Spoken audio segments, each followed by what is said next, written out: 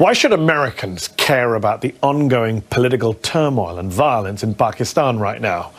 Well, it's the fifth biggest country in the world. It's got nuclear weapons. It was one of the front lines in the so-called war on terror, and it's currently considered by our government to be a major non-NATO ally.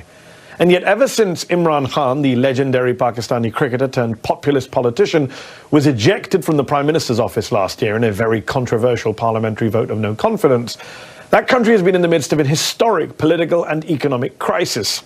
Khan, who remains hugely popular inside of Pakistan, has had more than 100 criminal cases thrown at him, from corruption to terrorism to blasphemy.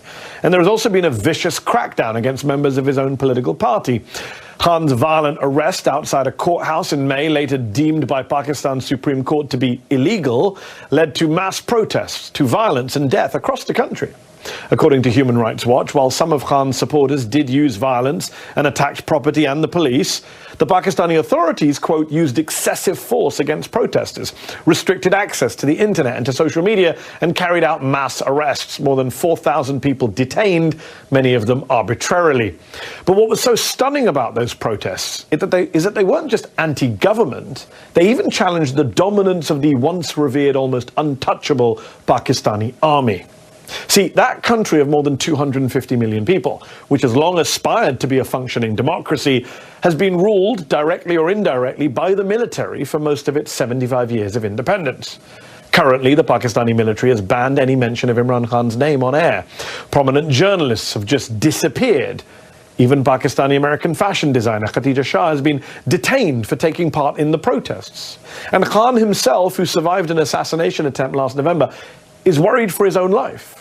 The former prime minister, who is accused of cozying up to Vladimir Putin and Xi Jinping, hasn't had much support, though, from Western capitals, and he himself accused the Biden administration of being behind a coup against him, an allegation that the State Department has denied and that Khan has since backed away from. So, what should America be doing here, and what does the future hold for Pakistan and for Imran Khan? Earlier, I spoke to the former Prime Minister of Pakistan and chairman of the political party, the PTI. Imran Khan, thank you for coming on the show. You are the former Prime Minister of Pakistan. Explain to our viewers watching in America tonight what you believe is the state of democracy, of freedom, of human rights in Pakistan tonight. How bad is it? Well, Mehdi, for some of us who've seen the evolution of our democracy over the last, especially 20 years, because you saw General Musharraf's martial law, and then in that martial law, we saw what was called the lawyers' movement for the independence of judiciary. And during that time, the media asserted its independence. So we were moving towards a democratic system. Two governments came in, stood for 5 years, and then left elections. Another government took over. So we're moving towards, what we hoped would be genuine democracy, because normally we had a hybrid system. Even when the army was not in power, they really controlled the levers from behind. But what is happening right now is a total dismantling of our democracy. It's not a question of what is happening to my party or to me, or these 170 cases and so on, or whether I'm in jail, or these are not one, but two assassination attempts on me. It's what is happening to the future of this country if our democracy is disbanded. Because rule of law, democracy and prosperity go hand in hand. When you do not have rule of law, which is what is happening now, it is might is right, there's an undeclared martial law in Pakistan, then, there's darkness ahead. We are standing on the edge of darkness. So what is your message to the American government tonight, to President Joe Biden? Because on the one hand, you have urged the US to speak out in the name of democracy and human rights against what's happening in Pakistan right now. But you've also accused the US of being behind a, quote, foreign conspiracy, a coup against you. You've repeatedly called what happened to you, quote, US-backed regime change. Well, I mean, the facts about what happened, about me receiving a cipher coded message from our ambassador in Washington. This is 6th March 22. which said that the American official, Under Secretary of State, telling our ambassador in an official meeting that unless you get rid of Imran Khan in a vote of no confidence, there'll be consequences. And then the vote of confidence, no confidence, takes place the next day. And within weeks, my government is gone. So I merely stated the facts. And by the way, I put the cipher in front of the cabinet, in front of the National Security Council, and there was an official protest from Pakistan for interfering in our internal affairs. But that's behind me. Look, all I want the US to do is their professed aims of so-called Western values of democracy, rule of law, human rights. They shouldn't worry about what is happening to me. They should worry about 250 million people.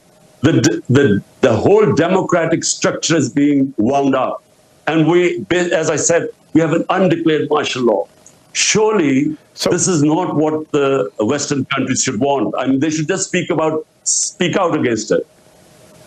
So obviously the Biden administration denies being involved in your ejection from power. The current Pakistani government is clearly afraid of you, hence the mass arrests, the talk of banning your party, the more than 150 legal cases against you. They've said you're a bigger threat to the country than Indian Prime Minister Narendra Modi, rather ridiculously. Do you believe that if elections are held on time in October of this year, that your besieged party can still win and that you can still be Prime Minister again? Surely that's a pipe dream now. Look, since I've been ousted, out of the 37 by-elections held, 30 have been swept by my party, despite the total support of the establishment to these 12-party coalition. So clearly they are scared.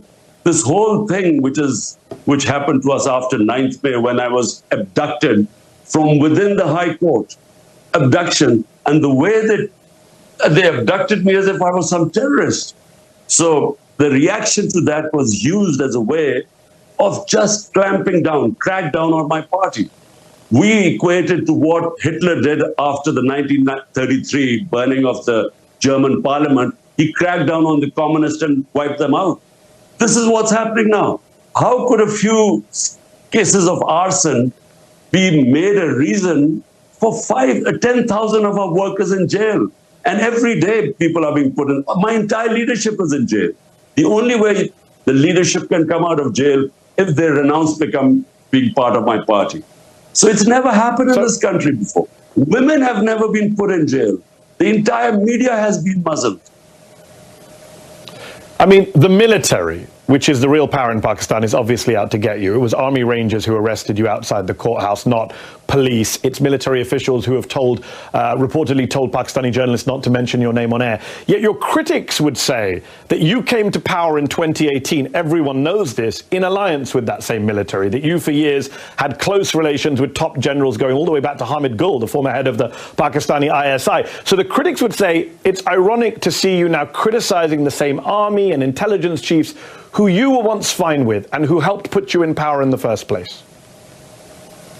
Firstly, just to correct you, I was abducted by the Rangers from within the court. I was actually sitting in the courtroom. So, just to correct you.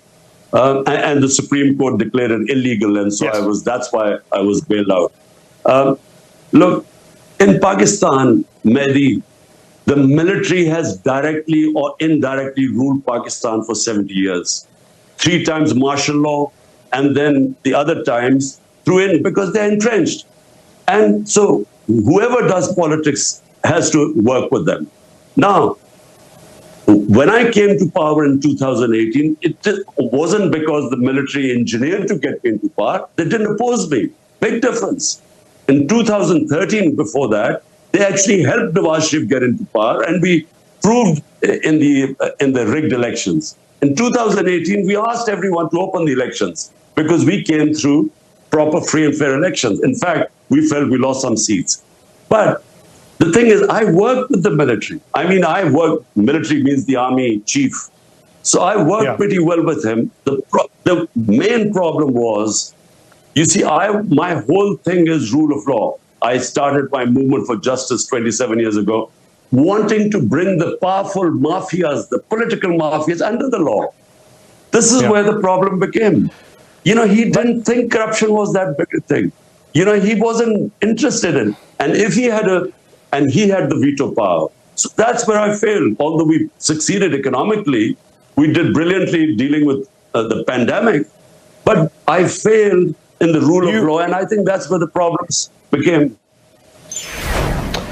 Up next, what about the criticisms of Imran Khan's own time in office? Don't go away. Before the break, I was speaking with former Prime Minister of Pakistan, Imran Khan. We discussed the state of democracy in his country and his message to the American government. But what about the criticisms he's faced from his own time in office? Here's the rest of my interview with him. You have been praised in your handling of the pandemic, and it's interesting to hear you saying you failed in terms of the military. But while there are many Pakistanis who still support you, you're hugely popular, a lot of Pakistanis say, hold on, when you were in government, you were fine with the military. You say none of this stuff has happened before, but you locked up opposition leaders, you locked up journalists, you cracked down on the press, and now you're getting upset that the same is being done to you. Look, the term false equivalence, you cannot compare what was going on in my time to this. In fact, General Musharraf's martial law was more liberal than what is happening right now. I mean, in our time, you can just name me which channel did we close? I mean, which journalists left the country?